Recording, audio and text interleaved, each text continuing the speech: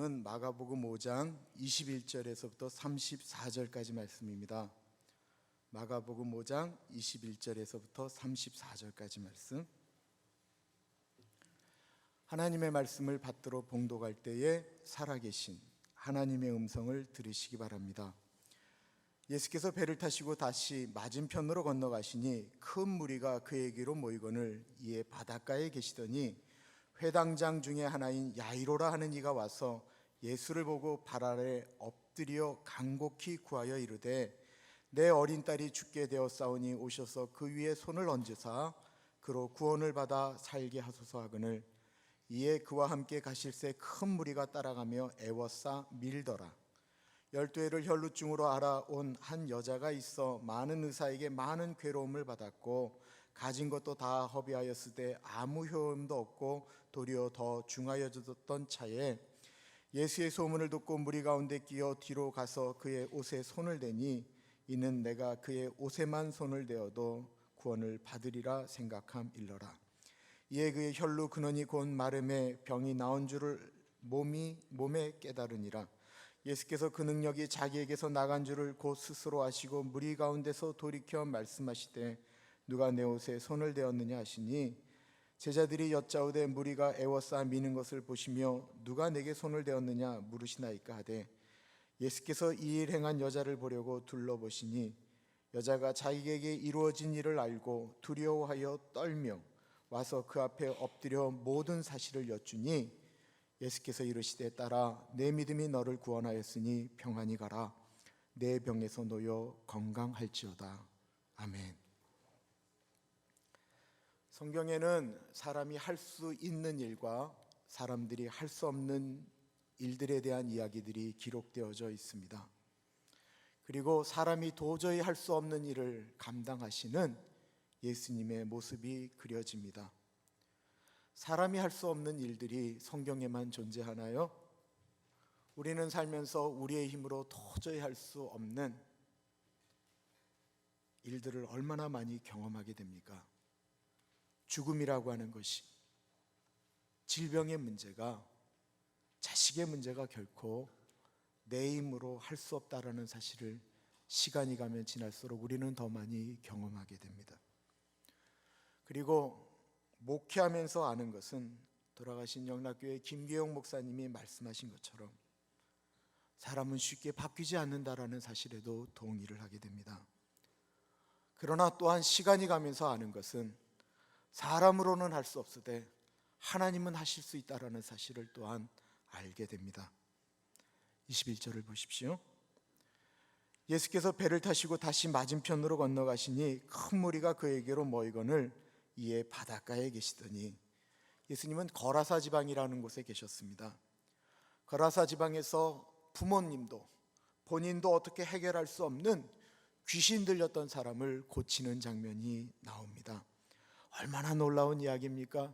얼마나 감사한 일입니까? 그러나 사람들은 귀신이 그 사람에게서 나와서 돼지 2천여 마리에게 들어가 그 돼지들이 다 바다에 빠져 죽은 것을 보고 손해본 것이 억울하고 분합니다. 그들은 사람보다 돈이 더 중요한 사람들입니다. 그래서 만군의 여호와, 그 참으로 존귀하신 예수님이 본인들의 동네에 오셨음에도 불구하고 돈이 아까워서 그들은 혹이나 또 다른 손해를 볼까 봐 제발 예수님 이곳을 좀 떠나달라고 하셔서 예수님은 다시 배를 타고 건너편으로 오신 것입니다.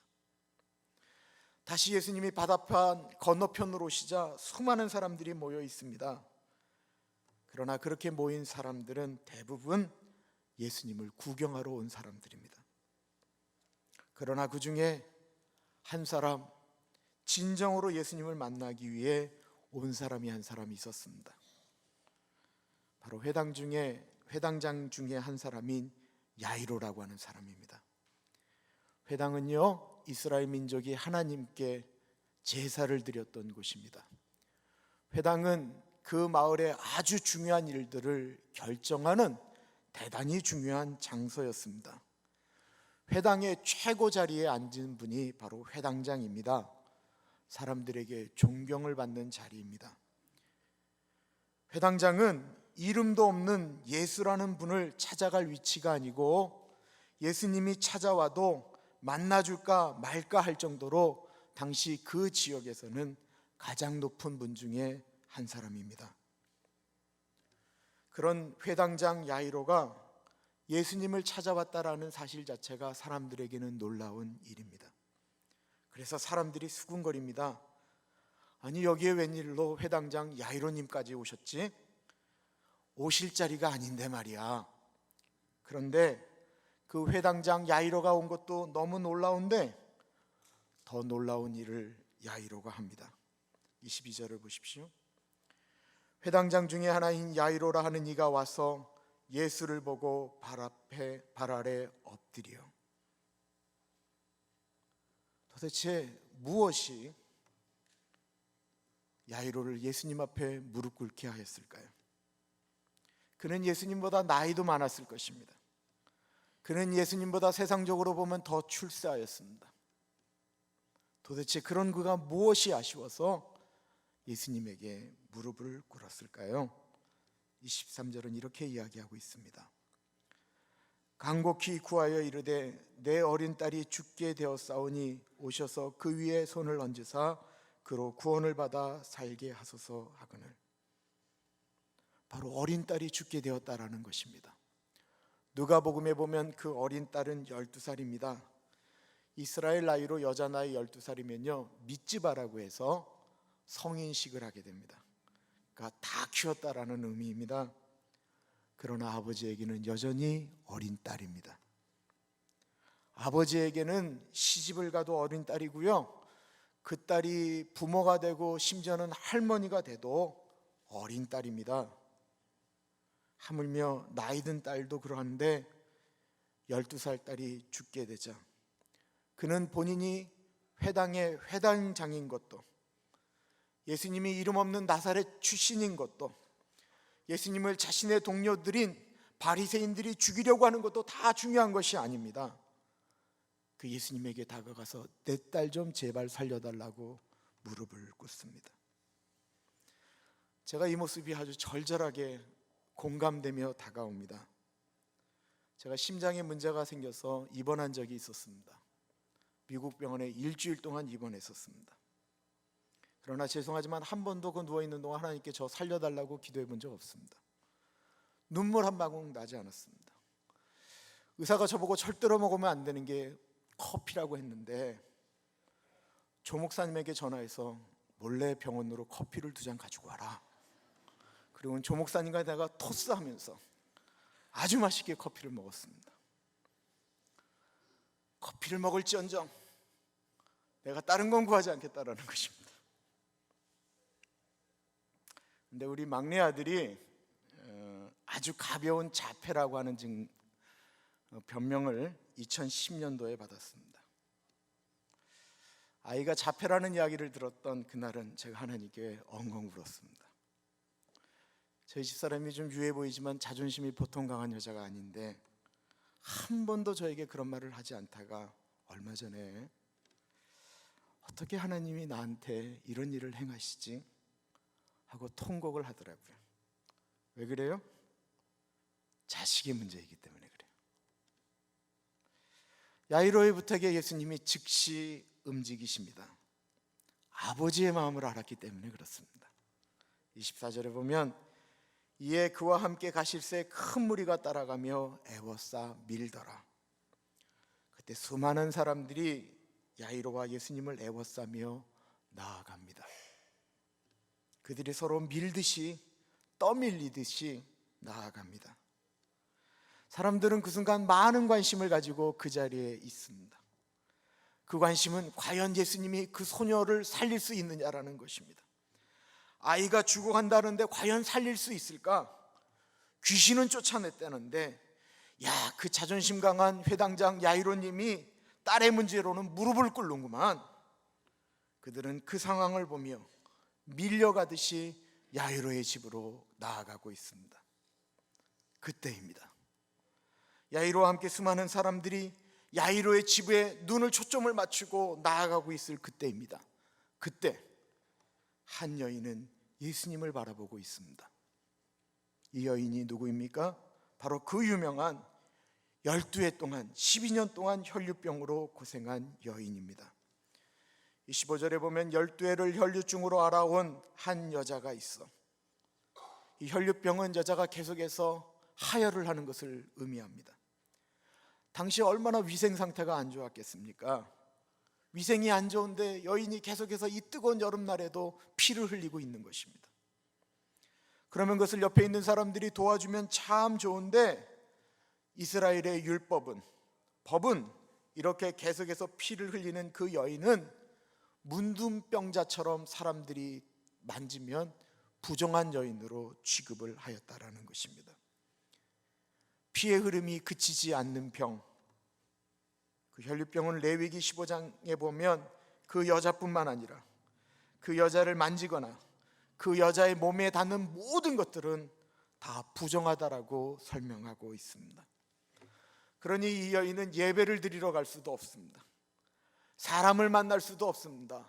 사랑하는 사람과 식사를 같이 할 수도 없습니다. 사랑하는 사람을 안을 수도 없습니다. 얼마나 치료받고 싶었겠습니까? 얼마나 사람이 모이는 공동체가 그리웠겠습니까? 그래서 가진 돈을 다 들여서 자신의 몸을 고치려고 했습니다. 그러나 많은 의사들에게 많은 고통을 당하고 그녀의 모든 것은 다 없어졌고 아무런 도움도 받지 못한 데다가 오히려 더 심해졌다라고 이야기하고 있습니다. 우리의 귀가 얼마나 얇습니까? 우리의 몸이 조금만 이상하면 다 죽을 것처럼 행동을 하다가도 의사 선생님이 아이 괜찮습니다 라고 한마디만 하면 얼마나 우리는 금방 회복이 됩니까? 몸 어딘가에 무엇이 잡힙니다. 고민하다 보니 살도 빠집니다. 어렵게 의사 선생님을 찾아가, 선생님 여기 딱딱한 것이 만져져요. 혹시 암일까요? 네, 의사 선생님이 다 진찰하신 다음에 고기 좀 작작 드세요. 몸에 기름이 뭉쳐서 그래요 라고 이야기하면 그냥 다 죽어가다가 금방 괜히 신경질이야. 그리고 나와서는 또 고기를 먹잖아요. 근데 반대로 이 여인은 의사들에 의해서 더 괴로워졌다라는 것입니다. 일침도사 한의원에 갔더니 이 병은 제가 드리는 한 첩만 드시면 끝납니다. 한 첩을 먹었는데 병이 낫지 않는 것입니다. 어떤 용한 의사를 소개받았습니다. 그분이 딱 보시더니 이거는 한방 제가 놓는 주사만 놓으면 낫습니다. 그러나 아무리 해도 낫지를 않는다라는 것입니다. 차라리 이 병은 못 고치는 병입니다 라고 했으면 돈을 안 썼을 텐데 찾아가는 의사마다 진단이 다릅니다. 이거 간단한 병입니다. 그런 말 때문에 모든 재산을 다 날리고 의사들에게 더 큰 고통을 받았다라는 것입니다. 그렇게 얼마나 많은 시간이 흘렀습니까? 무려 12해가 지났습니다. 살아도 사는 것이 아닙니다. 그때 예수님의 이야기가 들려옵니다. 중풍병자를 낫게 했다고 하더라. 눈먼 사람도 눈을 떴다고 하더라. 심지어는 나병 환자도 문둥병자도 나음을 입었다고 하더라. 이 여인은 마지막으로 예수님을 만나기 위해 나아갑니다. 27절을 보십시오. 예수의 소문을 듣고 무리 가운데 끼어 뒤로 와서 그의 옷에 손을 대니, 27절은 간단하게 나와 있지만 이 여인이 예수님에게 손을 대기까지는 결코 간단한 시간이 아니었습니다. 사람들이 서로 밀고 미칠 정도로 사람들이 많이 있었다고 했습니다. 이 여인은 계속해서 피를 흘리는 부정한 여자입니다. 다른 사람들의 혹이나 발각이 되면 큰일이 나는 여자입니다. 그런데 이 여인은 앞으로 나아갑니다. 왜 그것이 가능했을까요? 이 여인은 지금 다른 것을 보지 않고 예수님만 보고 있습니다. 다른 것은 하나도 보이지 않습니다. 그 자리에 있는 다른 사람들은 다른 것이 보입니다. 화려한 옷을 입은 야이로가 예수님에게 엎드리는 그 기가 막힌 장면이, 그의 딸이 죽어가고 있는데 과연 일어날 수 있을까, 기적을 볼 수 있을까 생각하며 나아갑니다. 사람들은 교회에 와서 많은 것을 봅니다. 다른 사람들이 눈에 들어옵니다. 다른 사람들이 타고 오는 차도, 다른 사람들이 입고 오는 옷도, 다른 사람들의 말투도 행동도, 들고 있는 가방도 눈에 들어옵니다. 그것을 들어오는 것이 틀린 것도 아니고 잘못된 것도 아닙니다. 문제는 그런 것들만 보고 예수님을 보지 않는 데 문제가 있습니다. 이 여인은 예수님만 바라보고 집중하고 있습니다. 그리고 그 예수님의 옷자락에 손을 댑니다. 왜 옷자락에 손을 댔습니까? 28절을 보십시오. 이는 내가 그의 옷에만 손을 대어도 구원을 받으리라 생각함일러라. 예수님 옷에만 손을 대어도 구원을 받는다라고 생각했다라는 것입니다. 여기서 생각했다라는 것은 그 순간에 생각한 것을 의미하는 것이 아닙니다. 이것은 계속해서 예수님의 얘기를 듣는 순간부터 계속해서 생각했다라는 것입니다. 자신의 생각, 자신의 생활, 자신의 형편, 자신의 몸을 생각하면 한심하고 절망이 오지만 예수님을 생각하면 생각할수록 희망이 생겼다라는 것입니다. 많은 사람들이 예수님을 보려고 왔습니다. 그들도 소문을 들었습니다. 그 소문이 사실인지 아닌지 눈으로 확인하고 싶어 했습니다. 그러나 그들은 예수님을 보기를 원했지 예수님을 생각하지는 않았습니다. 그런데 이 여인은 생각하면 생각할수록 굳이 예수님이 자신을 만지지 않으셔도 내가 그 예수님의 그 옷 끝자락만 단 한 번만 스치듯이 만져도 낫는다라는 믿음이 생각하면 생각할수록 들었다라는 것입니다. 히브리서 3장 1절은 말하고 있습니다. 그러므로 함께 하늘의 부르심을 입은 거룩한 형제들아, 우리가 믿는 도리의 사도이시며 대제사장이신 예수님을 깊이 생각하자. 12의 혈류병 걸린 여인과 예수님 주변에 밀디듯이 가는 군중들과의 차이점은 이 여인만큼은 예수님을 생각하고 있었다라는 것입니다. 혹시 이 시간에 월드컵 묵상하고 계신 분 없으세요? 오늘 12시에요? 아니면 이미 시작했어요? 12시에 시작해요? 그럼 기도하세요. 혹시 이 순간에 오늘 성가대의 찬양을 평가하고 혹시 제 설교를 평가하고 계시지는 않으십니까? 이 순간 우리는 믿음의 주여 또 온전케 하시는 이인 예수님을 바라보십시다. 12의 혈류병 걸린 여인을 고쳐주신 예수님이십니다. 그리고 그 예수님은 어제나 오늘이나 영원토록 우리에게 동일하다라고 말씀하고 계십니다. 고질병인 혈류병을 고쳐주신 예수님은 우리 인생의 고질병도 분명히 고쳐주실 것입니다. 29절에 보면 이에 그의 혈류 근원이 곧 마름에 병이 나은 줄을 몸이 깨달으니라. 여인이 예수님의 옷자락을 만지자 곧 피가 나는 것이 멈추었습니다. 깨끗이 나음을 입은 것을 본인이 몸으로 느꼈다라는 것입니다. 여기서 우리는 예수님의 그 옷 끝자락을 한번 생각해 봅니다.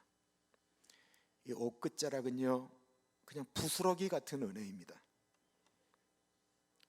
다른 사람들처럼 예수님을 위하여 많은 봉사하지 못하고 교회 생활도 신동치 못하고 아무런 힘도 없기에 부끄러워서 예수님 나 한번 만나다라고 얘기할 수도 없는 형편입니다.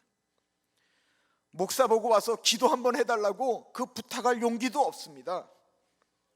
그래서 겨우 구하는 것이 예수님의 끝 옷자락입니다. 교회의 내 자리는 앞에 나올 수도 없기 때문에 저 구탱이 끝자락이다라고 생각하는 것입니다. 옷 끝자락 같은 믿음입니다. 그러나 그 마음을 예수님은 아신다라는 것입니다. 30절 31절 보면 예수께서 그 능력이 자기에게서 나간 줄을 곧 스스로 아시고 무리 가운데서 돌이켜 말씀하시되 누가 내 옷에 손을 대었느냐 하시니 제자들이 여짜오되 무리가 애워싸 미는 것을 보시며 누가 내게 손을 대었느냐 물으시나이까 하되 예수님은 자신의 몸에서 능력이 나가신 줄 아시고 묻습니다. 누가 내 옷에 손을 대었느냐? 제자들은 말합니다. 이 많은 사람들이 서로 밀치고 밀고 당기고 하는데 누가 예수님에게 손을 댔는지 그 많은 것 중에 뭘 안다고 그렇게 말씀하십니까? 라고 말입니다. 예수님이 야이로의 집으로 갈 때 무수한 사람들이 예수님의 옷에 손이나 몸이 닿았던 것은 분명할 것입니다. 예수님의 옷에 거기에 누워있는 병자들의 몸도 닿았을 것입니다. 아이들이나 어른들 중에 호기심으로 예수님의 옷에 몸에 손을 댄 사람도 분명히 있을 것입니다. 궁금해서 손을 대어 봅니다. 아마 예수님이 가시는데 그 머리카락을 끝을 딱 잡아서 딱 잠가서 따뜻어서 기념으로 가지고 있었던 사람도 있을 것입니다.